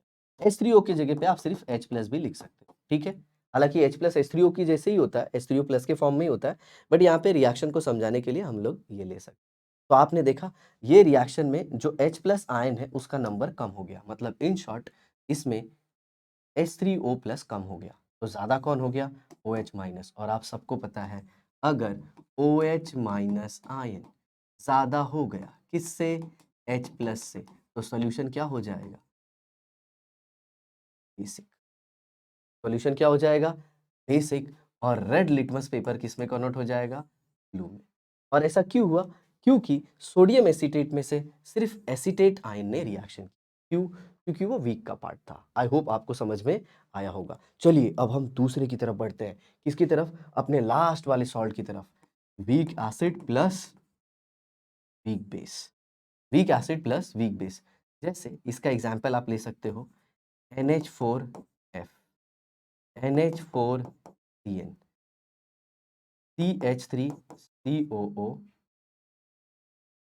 Na। इसके इतने सारे एग्जाम्पल हैं। अब आप यहाँ पे अगर देखो तो एसिड भी वीक है, बेस भी वीक है, मतलब दोनों पार्ट रिएक्ट करेंगे, मतलब H प्लस का भी नंबर कम होगा और OH माइनस का भी नंबर कम होगा। तो आप कैसे डिसाइड करें? सर इसमें तो सॉल्ट जो है वो न्यूट्रल हो जाएगा, सर कुछ करने की जरूरत ही नहीं। क्यों? जितना H प्लस आयन कम होगा उतना ही OH माइनस कम होगा। अगर आप ऐसा सोच रहे हो तो गलत सोच रहे हो मेरे दोस्त। क्यों पता है? यहाँ पे डिसाइड होगा कि कौन सा पार्ट ज्यादा वीक है। क्यों? जो ज्यादा वीक होगा वो ज्यादा आयन से रिएक्ट करेगा। ठीक है, ये हमें कैसे पता चलेगा? ये हमें पता चलेगा उनके डिसोसिएशन कांस्टेंट से। किससे पता चलेगा? उनके डिसोसिएशन कांस्टेंट से। जैसे अगर आप देखो NH4F में, तो यहाँ पे Ka से ज्यादा वैल्यू होती है Kb की। Ka से ज्यादा वैल्यू क्या उसकी होती है? Kb की। और यहाँ पे अगर आप देखो तो Ka की वैल्यू ज्यादा होती है किससे? एक सेकेंड, एरो थोड़ा सा मिस्टेक कर दिया मैंने। यहाँ पे पहले वाले में Ka का जो वैल्यू है ये कम है किससे? Kb का। और दूसरे वाले में जो Ka का वैल्यू है ये ज्यादा है Kb से। और तीसरे वाले में Ka और Kb की वैल्यू दोनों सेम होगी। अब NH4F में जो Ka का वैल्यू है वो Kb से कम है। इसका क्या मतलब है? मैं आपको वैल्यू भी बता देता हूँ। जो NH4F है ये किससे बना है? NH4OH और HF से। किससे बना है? NH4OH और HF से। तो इसमें आप क्या देख सकते हो कि HF जो है वो एसिड है, तो इसके K की वैल्यू होती है 7.2 इंटू 10 टू द पावर -10। ये इसकी वैल्यू होती है 7.2 इंटू 10 टू द पावर -10। और NH4OH का वैल्यू होता है 1.8 इंटू 10 टू द पावर -5। तो आपने देखा Kb का वैल्यू ज़्यादा हो गया, किससे? Kb का वैल्यू ज़्यादा हो गया Ka से। तो आप क्या कह सकते हो कि इन दोनों में जो NH4 प्लस है और जो F माइनस है, इसमें से ज़्यादा कंबाइन कौन होगा? जी हाँ, F माइनस ज़्यादा कंबाइन होगा, किससे? H प्लस से। और वो क्या बना देगा? HF। आ गया सबको समझ में? F माइनस ज़्यादा कंबाइन होगा H प्लस से और वो क्या बना देगा? HF। और जबकि NH4 प्लस कम कंबाइन होगा OH माइनस से और क्या बनाएगा? NH4OH। अगर आपको इतना समझने में प्रॉब्लम है तो इन शॉर्ट में बता देता हूँ कि अगर K और Kb की वैल्यू ज़्यादा है, Kb की वैल्यू, तो इसमें जो सॉल्यूशन होगा वो बेसिक होगा। इसमें सॉल्यूशन क्या होगा? बेसिक। क्यों? F माइनस H प्लस से कंबाइन हो रहा है, F माइनस H प्लस को कम कर रहा है, NH4 प्लस OH माइनस को कम कर रहा है। समझ में आया? एक H प्लस को कम कर रहा है और एक OH माइनस को कम कर रहा है। समझ में आया? लेकिन F माइनस H प्लस को ज्यादा कम कर रहा है। समझ में आया? क्या कम कर रहा है? ज्यादा कम कर रहा है, मतलब OH माइनस के नंबर ज्यादा होंगे किसके कंपेयर में? NH4 जब OH माइनस से कंबाइन करेगा तो। समझ में आया? क्योंकि NH4 प्लस OH माइनस से कंबाइन कम करेगा, तो OH माइनस का नंबर अच्छा खासा होगा। तो यहाँ पे सॉल्यूशन क्या हो जाएगा? बेसिक। सेकेंड केस में सॉल्यूशन हो जाएगा एसिडिक और लास्ट केस में हो जाएगा सॉल्यूशन मेरे दोस्त न्यूट्रल। आई होप आपको ये सब कुछ बहुत ही अच्छे से समझ में आया होगा। आप ज़रूर कमेंट बॉक्स में लिखिएगा कि किस पर्टिकुलर पार्ट का एक्सप्लेनेशन आपको ज़्यादा चाहिए और कौन सा टॉपिक आप चाहते हो कि मैं स्टार्ट करूँ। टॉपिक इन द सेंस मतलब चैप्टर, पहले इनऑर्गेनिक, ऑर्गेनिक या फिर फिजिकल। चलिए अब हम लोग नेक्स्ट कंसेप्ट की तरफ बढ़ते हैं, that is buffer solution. Start करते हैं।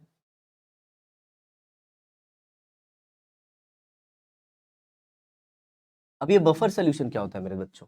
बफर सॉल्यूशन एक ऐसा सॉल्यूशन होता है जो पीएच को चेंज होने नहीं देता। A solution which resist change in its pH. The solution which resist change in its pH, मतलब अगर आप उसमें थोड़ा अमाउंट ऑफ H प्लस डालो या फिर थोड़ा amount of OH minus ion डालो, उसके अंदर चेंज नहीं होता। किस चीज का? पीएच का। क्यों? क्योंकि इसके अंदर छुपे हुए एसिड और बेस होता है। एसिड और बेस होते हैं। अब बफर सॉल्यूशन जो होता है वो दो टाइप का होता है। पहला होता है एसिडिक बफर और जो दूसरा है वो है बेसिक बफर। अब ये एसिडिक बफर किससे बनता है? जी हाँ, वीक एसिड प्लस उसका salt with strong base. Weak acid आप ले सकते हो CH3COH और स्ट्रॉन्ग बेस क्या ले सकते हो? NaOH। ओके, इन दोनों का रिएक्शन करोगे तो यहाँ पे आपको क्या मिल जाएगा? सॉल्ट। तो देखिए सॉल्ट कैसा होगा? सॉल्ट होगा CH3COON। ये आपका बन गया एसिडिक बफर। बफर को पहचानेंगे कैसे? उसके वीक पार्ट को पहचान लो, जो उसका वीक पार्ट है वही उसी टाइप का वो बफर होगा। आगे देखिए बेसिक बफर। ए मेरे भाई ये बेसिक बफर क्या होगा? आप खुद ही बोल सकते हो, वीक बेस प्लस सॉल्ट कैसा होगा इसका? ऑपोजिट नेचर का, बोलो क्या? Salt with strong. तो वीक बेस ले लो NH4OH और उसके साथ उसका सॉल्ट स्ट्रॉन्ग एसिड के साथ। यहाँ पे थोड़ा चेंज कर लेंगे, यहाँ पे क्या आ जाएगा? Strong acid. तो ये क्या हो जाएगा? NH4Cl। ये बन गया आपका बेसिक बफर, ये बन गया आपका एसिडिक बफर। अब इनके पीएच का भी फॉर्मूला है जिसे हम कहते हैं एंडरसन हैज़ेलबैक इक्वेशन। क्या कहेंगे बच्चों उसे हम? Henderson Hasselbalch equation. I hope आपको समझ में आ गया होगा। तो ये क्या है? pH is equal to pKa plus log of concentration of salt upon concentration of acid. ये किसके लिए हो गया? जी हाँ, pH ऑफ एसिडिक बफर। वैसे ही बेसिक बफर है, तो बेसिक बफर के लिए हम क्या कैलकुलेट करेंगे? सर pH नहीं, POH। ध्यान रखना, बहुत सारे बच्चे गलती करते हैं, तो POH is equal to PKB plus log of concentration of salt upon concentration of base. I hope आपको समझ में आ गया होगा। ठीक है, तो ये हमारा किसका हो गया, POH का। अब हम देख लेते हैं प्यारे बच्चों बफर एक्शन। बफर एक्शन मतलब ये बफर काम कैसा करता है।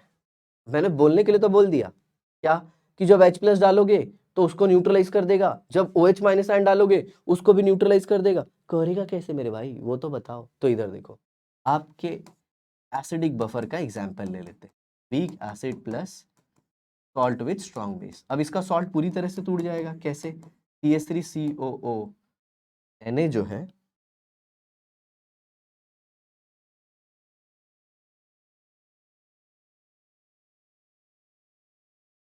CH3COO minus plus Na plus, ऐसे टूट गया।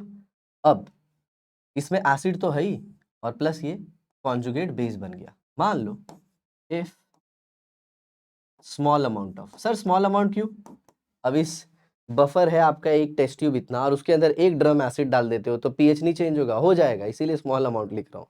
आ रहा है समझ में। If small amount of acid is added, acid मतलब H प्लस, मान लो आपने H प्लस डाला तो उसको कौन कंज्यूम कर लेगा, जी हाँ CH3CO माइनस, और वो क्या दे देगा CH3COH, क्या दे देगा CH3COH। और अगर आपने स्मॉल अमाउंट ऑफ क्या डाल दिया, बेस, तो बेस डालने के बाद क्या होगा मेरे भाई, बेस डालने से क्या होगा OH माइनस, इसके कौन रिएक्ट कर लेगा, जी हाँ CH3COOH रिएक्ट कर लेगा और क्या दे देगा CH3COO माइनस प्लस H2। मतलब एक चीज आप समझे, आप एसिड लो चाहे बेस लो, आप एसिड लो चाहे बेस लो, उसे न्यूट्रलाइज कर दे रहा है कौन, ये जो छुपा हुआ एसिड और बेस है, किसके अंदर, बफर सॉल्यूशन के अंदर। प्यारे बच्चों ये जो चीजें मैं बता रहा हूँ मोर देन सफिशिएंट है आपकी थ्योरी एग्जाम के लिए, स्टेट बोर्ड के लिए। इतना लिखोगे तो मार्क्स मिलना ही मिलना है। ठीक है, चलिए आगे वाले कंसेप्ट पे बढ़ते हैं। अब हम कंसेप्ट जो पढ़ने वाले हैं वो है सॉल्युबिलिटी। ये कलर मुझे जम नहीं रहा है, थोड़ा पिंकिश पिंकिश हो जाता है सर। चलिए दूसरा कलर ले लेते हैं, व्हाइट। अब जो हम पढ़ेंगे वो पढ़ेंगे बफर, अरे बफर तो हो गया, solubility and solubility product, solubility and solubility product। तो सबसे पहले आपको ये पता होना चाहिए कि जो solubility और solubility product का कंसेप्ट है मेरे बच्चों, ये किसके लिए एप्लीकेबल है, जी हाँ solubility और solubility product का जो कंसेप्ट है ये सिर्फ और सिर्फ एप्लीकेबल है स्पेरिंगली सोल्यूबल सॉल्ट, क्या, ट्रिपल एस। ट्रिपल एस मतलब स्पेरिंगली सोल्यूबल सॉल्ट। सर ये स्पेरिंगली सोल्यूबल सॉल्ट क्या होता है, वो सर मेरे को ये मालूम नहीं है स्पेरिंगली सोल्यूबल सॉल्ट। तो मेरे बच्चों स्पेरिंगली सोल्यूबल सॉल्ट वो होता है जो पूरी तरह से डिजॉल्व नहीं होता है, या फिर आप बोल सकते हो बहुत कम डिजॉल्व होता है पानी में, जैसे कि AgCl। जैसे कि क्या होता है AgCl, चलो AgCl को हम लोग ले लेते हैं। AgCl को मैंने पानी में डाल दिया, AgCl सॉलिड, तो इसका कुछ पार्ट डिजॉल्व होगा और वो टूट जाएगा और क्या बना देगा AgCl एक्वस, और जो डिजॉल्व हुआ वो टूट जाएगा किसमें, Ag plus plus Cl minus. मान लो ये 100 मोल थे, कितने थे 100 मोल, और इसमें से कितने डिजॉल्व हुए 0.001 मोल, तो ये क्या दे देगा 0.001 Ag प्लस और 0.001 Cl माइनस। ए सर तुम्ही इथे खूप कमी कशाला लिहिलं, सर आपने यहाँ 100 मोल से 0.001 ही क्यों लिखा, इधर क्या लिखा है बेटा, स्पेरिंगली सॉल्युबल सॉल्ट, बहुत कम डिजॉल्व होता है, समझ में आया। तो ऐसा नहीं इधर 100 मोल और इधर 10 मोल, गड़बड़ हो जाएगा। तो ऐसे सोचो ये जो था 100 मोल, इसमें से इतना पार्ट डिजॉल्व हुआ और जो डिजॉल्व हुआ वो टूट गया, मतलब ऑलमोस्ट इन शॉर्ट में बोलूं तो इसका काम तो तमाम है, काम तो तमाम है ना मेरे भाई, ये तो दिखेगा ही नहीं। तो आपका इक्विलिब्रियम किसके बीच में होगा, AgCl सॉलिड, एक सेकेंड इसे मिटा देता हूं मैं, AgCl क्या सॉलिड जो कि टूटा हुआ नहीं है, और यहाँ पे Ag plus plus Cl minus, AgCl solid Ag plus plus Cl minus, और ये क्या है एक्वस एक्वस। तो इन शॉर्ट में बोलूं तो ये 100 मोल था सर। इसमें से ये कम हुआ ना सर, ऑलमोस्ट यार वही वाली बात हो गई, समंदर में से पानी निकाल के उसे कम कर दे रहे हो। समंदर में से पानी निकाल के समंदर के पानी को आप कम कर दे रहे हो। सोचो लोग ऐसे कितने तेज होते हैं। ठीक है, और ये क्या आ जाएगा, एक्वस एक्वस कितनी बार लिखोगे, ये बहुत कम, कितना 0.001 और ये भी 0.001, मतलब ये मिलके ये देंगे और ये टूट के ये देगा। आ गया इधर इक्विलिब्रियम, और इक्विलिब्रियम आ गया तो हम लोग इक्विलिब्रियम का क्या लिख सकते हैं, एक्सप्रेशन। बहुत तेज हो तुम लोग, चलो लिखते हैं। तो K is equal to Ag plus into CL minus upon what, AgCl। और आप सब जानते हो बच्चों क्या, कि ये जो AgCl है इसका जो अमाउंट है ये कांस्टेंट होता है।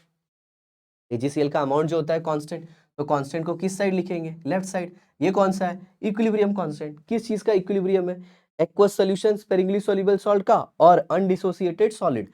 अब इसको इधर लिख दो, तो इसको मैं मान लेता हूं K डैश, तो K into K dash is equal to what, Ag plus into CL minus. अब आप सब जानते हो ये K constant into another constant is called as KSP। KSP is equal to Ag plus into CL minus. और इसे हम क्या कहते हैं, इसे हम कहते हैं सोल्यूबिलिटी प्रोडक्ट कांस्टेंट। और हर एक सॉल्ट के लिए, हर एक सॉल्ट के लिए एक पर्टिकुलर टेम्परेचर पे उसका KSP का वैल्यू फिक्स होता है। मतलब सर मी के बोलू क्या है, मतलब KSP का वैल्यू भी फिक्स होता है। इसको भी इसकी माँ का वरदान है, किस चीज का, कि ये बदलेगा तो सिर्फ किसके साथ, टेम्परेचर के साथ। तो हर एक सॉल्ट का एक पर्टिकुलर टेम्परेचर पे KSP वैल्यू फिक्स है। आगे समझ में। तो ये था हमारा सोल्युबिलिटी प्रोडक्ट कांस्टेंट। अब हम पढ़ेंगे बच्चों relation between what, solubility and solubility product constant. ठीक है, चलिए उसके पहले मैं कुछ एग्जांपल ले लेता हूं। जैसे यहाँ पे देखो BaSO4 है, तो इसको कैसे तोड़ोगे, Ba2 plus plus SO4 2 minus. अब जैसे CaF2 है, तो इसे कैसे तोड़ोगे, Ca लिखने का, ये आगे F के नीचे कितना है 2, तो 2 प्लस प्लस F के नीचे कितना है 2, F Ca के नीचे कितना है 1, 1 माइनस, ऐसा। मतलब इधर जो कुछ भी लिखा होगा ना वो पहले लिखने का, और इसका चार्ज ऊपर लिखने का। इधर जो नीचे लिखा है वो पहले लिखने का, और इधर का ये जो है ना ये ऊपर चार्ज लिखने। ठीक है, अब इधर देखो, इधर एक्चुअल में ये +2 था और ये -2 था, इसीलिए Ba2 प्लस SO4 2 माइनस। एक और देख लो, Ca3PO4 ट्वाइस। अब जरा देखो इसका कितना नंबर है, Ca का 3, फॉस्फेट कितना है 2, तो Ca2 प्लस। फॉस्फेट कितना है 2, तो इधर क्या लिखोगे 2, और फिर क्या लिखोगे PO4। Ca के नीचे कितना है 3, तो इधर 3 माइनस, ऐसे लिखते हैं। चलो इन जनरल में बता देता हूँ, BXAY अगर है तो सबसे पहले आप क्या लिखोगे, B का नंबर कितना है X, फिर लिख दो B। B के ऊपर चार्ज क्या लिखोगे, जो A का नंबर है that is Y plus. B cation है ना, कटायन पहले लिखते हैं, हाँ कटायन पहले लिखते हैं बच्चों, और बाद में किसको लिखते हैं, अनायन को। आई होप आपको पता होगा ये। ठीक है, चलो आगे देखते हैं। और फिर इधर क्या आएगा, YaX माइनस। ठीक है, चलिए अब जरा वाइट कलर ले लेते हैं बच्चों, ये ऐसे। ठीक है, अब जरा देखिए, तो मैंने पहले x लिख दिया, फिर क्या लिख दिया y। आई होप आपको ये समझा। ठीक है, ऐसे। चलिए अब पढ़ लेते हैं relation between solubility and solubility product. तो एक इलेक्ट्रोलाइट लेता हूं मैं AgCl, ये कैसे टूटेगा, आप सब जानते ही हो, Ag plus plus Cl minus, right. Ag plus plus Cl minus, ये क्या है सॉलिड, और ये एक्वस, और ये क्या है एक्वस। अब इसके लिए आप KSP लिख सकते हो। मान लो इसकी सॉल्युबिलिटी S है, इसकी भी सॉल्युबिलिटी क्या है S, तो what is KSP, KSP is equal to S into S that is S square. ये हो गया किसके लिए, AgCl के लिए। आगे देखिए, अगर CaF2 है तो CaF2 के लिए कैसे लिखोगे? Ca2 plus plus 2F minus, देखिए इसका कोएफिशिएंट कितना है 1, तो इधर लिख दोगे S। इसका कोएफिशिएंट कितना है 2, तो इधर क्या लिख दोगे 2S। और KSP लिखते वक्त क्या करोगे? KSP is equal to what? 1S raise to 1 और यहाँ पे 2S रेज टू 2, तो ये क्या हो जाएगा 4S क्यूब। इन जनरल ये सेम चीज आप यहाँ पे भी अप्लाई कर सकते हो। जैसे जैसे इसको आप क्या लिख सकते हो XS और इसको क्या लिख सकते हो YS, ठीक है। और दोनों को मल्टीप्लाई कर दो, कैसे? XS raise to X into YS raise to Y, ये हो गया। तो यहाँ पे क्या आ जाएगा X raise to X into Y raise to Y, और S जो है वो S रेज टू X भी है और S रेज टू Y भी है। तो आप सब जानते हो जब बेस सेम होता है तो पावर ऐड हो जाता है, तो इसे कैसे लिखेंगे? X raise to X into Y raise to Y। एक सेकेंड,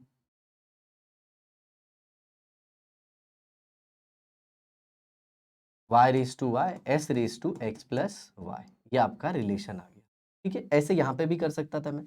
ये कितना है इसका कोएफिशिएंट? x कितना है 1, देखो ना कैल्शियम के नीचे कितना है 1, तो 1 रेज टू 1 इंटू क्लोरीन के नीचे कितना है 2, तो 2 रेज टू 2 और s रेज टू 1 प्लस 2, देखिए आ जाएगा 2 का स्क्वायर 4, 2 का स्क्वायर कितना हो गया 4, s 1 प्लस 2 कितना हो गया 3। ऐसे सिंपल। चलिए एक और करके बताता हूँ मैं। यहाँ पे देखिए CA3 या फिर ALOH थ्राइस लेते हैं, रुकिए कौन सा ले लेते हैं? ALOH thrice, ALOH thrice. अब यहाँ पे x का वैल्यू कितना है 1, y का वैल्यू कितना है 3, x का वैल्यू कितना है 1, y का वैल्यू कितना है 3, चलो लिखते हैं 1 raise to 1, 3 raise to 3, s raise to 1 plus 3, तो क्या आ जाएगा ये 27 s रेज टू 4, क्या आ जाएगा 27 s रेज टू 4। कितना सिंपल है सर, x का वैल्यू कैसे पता चला? ये देखो ये x है और ये क्या है y। रुकिए अलग कलर ले लेता हूँ ताकि आपको अच्छे से समझे।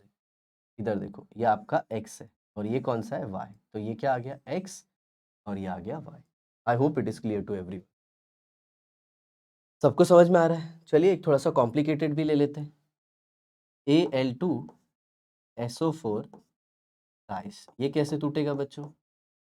2Al plus 3 plus 3SO4 2 minus, यहाँ पे x का वैल्यू कितना है 2, y का वैल्यू कितना है 3, तो कैसे लिखोगे 2 raise to 2 into 3 raise to 3 s raise to 2 plus 3, तो 2 raise to 2 is 4, 4 into 27 into s raise to 5, तो 4 इंटू 27 कितना हो जाएगा बच्चों?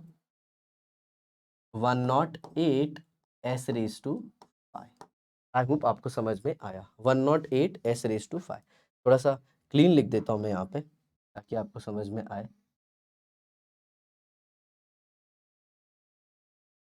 कितना आया 2 raise to 2 raise to 2 3 raise to 3 s raise to 2 plus 3, so it is 4 into 27 s raised to 5, that comes out to be 108 s raised to, I hope आपको ये समझ में आ गया। So we have even studied the relationship between KSP and solubility। तो ये देखिए KSP है और ये S क्या है solubility, तो यहाँ पे KSP इसके लिए कितना आ गया KSP is equal to what, how much 108 s raised to 5। Sir आपने solubility की हमें यूनिट नहीं बताई, व्हाट इज सॉल्युबिलिटी? सॉल्युबिलिटी क्या होगा? Weight upon molecular weight into 1/वॉल्यूम, वही जो आप पढ़ते हो किसके लिए? मोलैरिटी के लिए, number of moles in 1 litre of solution. समझ में आया? आप number of moles per litre भी बोल सकते हो या फिर gram per litre, both are one and the same thing. थोड़ा खिचड़ी हो गया, माफी चाहूंगा उसके लिए। ट्राई करेंगे कि बहुत नीट एंड क्लीन लिखें। तो यहाँ पे हमारा खत्म होता है सॉल्युबिलिटी एंड सॉल्युबिलिटी प्रोडक्ट। अब एक बच्चा पूछता है कि सर हमें कैसे पता चलेगा कि जो एक पर्टिकुलर सॉल्यूशन है उसमें जो स्पेरिंगली सॉल्युबल सॉल्ट है वो पूरी अच्छी तरह से डिसॉल्व हो गया है, मतलब और सॉल्ट डिसॉल्व होगा या नहीं होगा, ये पता करना है। तो ये कैसे पता चलेगा? तो इसके लिए एक सिंपल सी चीज़ है, जैसे आपकी एक बॉडी है, आपकी खुद की एक कैपेसिटी है। लाइक सपोज़ आप जैसे इवनिंग में 3 चपाती खा लेते हो, तो आपके स्टमक की कैपेसिटी कितनी है? 3। मान लो आपने 2 ही खाया, तो और 1 खा सकते हो। समझ में आया? मतलब more chapati can be fed into the stomach, या फिर अगर आपने कभी 4 खा लिया, बाप रे बाप! वो एक एक्स्ट्रा चपाती तो बाहर आएगी, वो आप डिसाइड करोगे। लेकिन अगर आपकी कैपेसिटी 3 ही है और आपने 3 ही खाया है, तो now your stomach is saturated. तो यही कुछ हाल है, जैसे आपकी कैपेसिटी फिक्स है 3 चपाती की, वैसे ही हर एक सॉल्यूशन का केएसपी क्या है? Fix.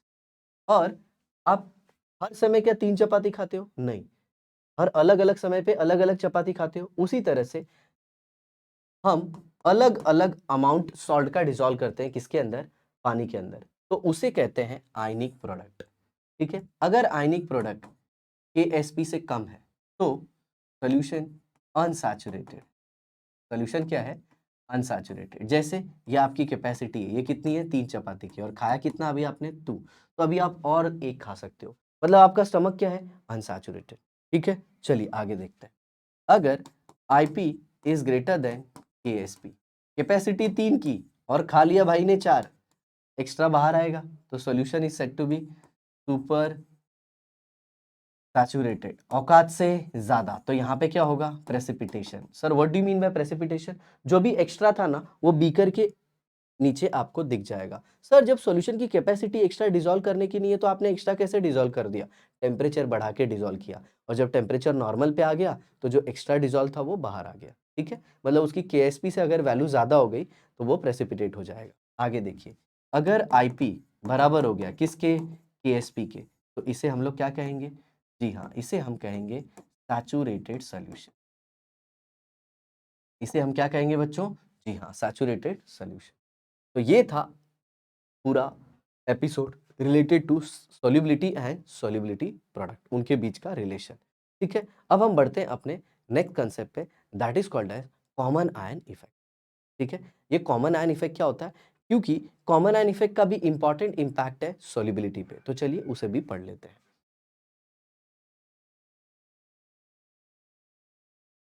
Common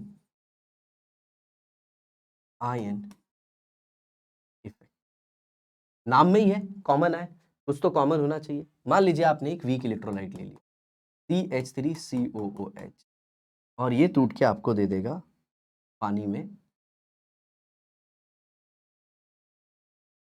CH3COO minus plus H plus. This is what? Aqueous. This is also aqueous and this is also aqueous. ये वीक इलेक्ट्रोलाइट था, वीक इलेक्ट्रोलाइट। अब इसमें हम स्ट्रॉन्ग इलेक्ट्रोलाइट डाल देंगे, लेकिन एक इंपॉर्टेंट क्राइटेरिया है, स्ट्रॉन्ग इलेक्ट्रोलाइट के अंदर कॉमन आयन होना चाहिए बनता है। समझ में आ रहा है? कॉमन आयन होना मांगता, कॉमन आयन नहीं होंगे तो मुंबई के लैंग्वेज में बोल रहे हैं अपन, कॉमन आयन नहीं होएगा ना तो ये कुछ होएगा नहीं। समझ में आ रहा है?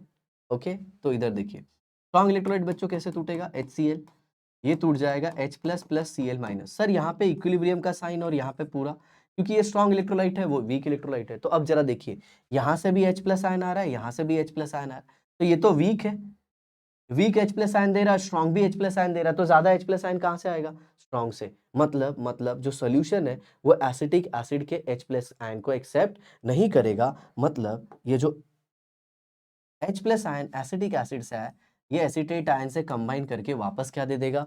Acetic acid. क्या दे देगा? Acetic acid. मतलब जब एक वीक इलेक्ट्रोलाइट में आपने स्ट्रॉन्ग इलेक्ट्रोलाइट को डाला, तो जो वीक इलेक्ट्रोलाइट का डिसोसिएशन है वो कम हो गया। समझ में आया? मतलब वीक इलेक्ट्रोलाइट का अल्फा कम हो गया, वीक इलेक्ट्रोलाइट का अल्फा क्या हो गया? कम हो गया। मतलब वो जितना टूटा था ना, अब वो आपस जुड़ गया। सपोज इसके 10 मॉलिक्यूल थे, ये 10 में से ये 2 टूटे हुए थे, मान लो 2 ये और 2 ये, तो अब ये जुड़ के वापस ये दे देंगे। समझ में आया?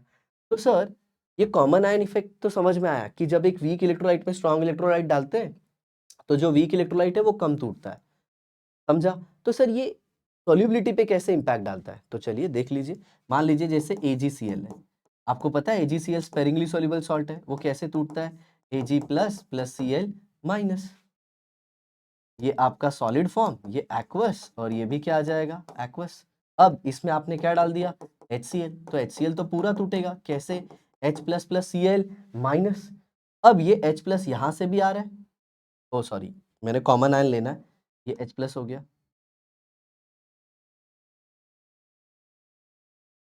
अब यहाँ पे देखिए, यहाँ पे क्या है H+ और यहाँ पे क्या है Cl-। H+ हो गया और क्या हो गया Cl-। ये Cl- और ये Cl- क्या हो गया कॉमन, तो सिंपल सी बात है, ये Cl- Ag+ से कंबाइन करके वापस क्या दे देगा AgCl। मतलब जो AgCl टूट के Ag+ और Cl- दिया था मेरे बच्चों, अब वो अनडिसोसिएटेड फॉर्म में आ गया। मतलब ये AgCl की जो सॉल्युबिलिटी है ना वो कम हो गई। तो इन शॉर्ट आपने क्या सीखा कि कॉमन आयन के प्रेजेंस में जो सॉल्युबिलिटी होती है वो सप्रेस हो जाती है, वो कम हो जाती है। मतलब कॉमन आयन इफेक्ट सॉल्युबिलिटी को कम कर देता है। समझ में आया बच्चों? आई होप आपको ये एपिसोड बहुत अच्छे से समझ में आया होगा। कुछ बारीक-बारीक छोटी-छोटी चीज़ें थी जिसे मैंने छोड़ दिया, जैसे application of buffer solution. Buffer solution जो है वो हमारे ब्लड के पीएच को मेंटेन करने में हेल्प करता है। आपको पता होगा हमारे ब्लड में एक बफर होता है, कार्बोनेट बफर बोलते हैं उसको, जो हमारे ब्लड के पीएच को मेंटेन करता है। हमारे ब्लड का पीएच कितना होता है 7.36 से लेके 7.42 के रेंज में। और इसे कौन सा बफर मेंटेन करता है CO3 2 H2CO3, कार्बोनेट बफर बोलते हैं। ओके, तो ये बारीक चीज़ें आप खुद से भी कर सकते हो। और रही कोई बात, अगर आपको ऐसा लगता है कि आपको वो जानना है तो आप ज़रूर कमेंट बॉक्स में लिखिए। और इस वीडियो को जितना हो सके बच्चों उतना ज़्यादा अपने दोस्तों के साथ शेयर कीजिए, ताकि सब लोग इसका बेनिफिट उठा पाएँ। और आप कमेंट बॉक्स में ये भी लिख दीजिए कि आपको कौन से चैप्टर पहले चाहिए, और क्या आपको न्यूमेरिकल्स में तकलीफ हो रही है, तो आप ज़रूर लिखिए, मैं न्यूमेरिकल सीरीज़ भी लेके आऊँगा। Thanks a lot for watching the video. Have a nice day. Bye bye.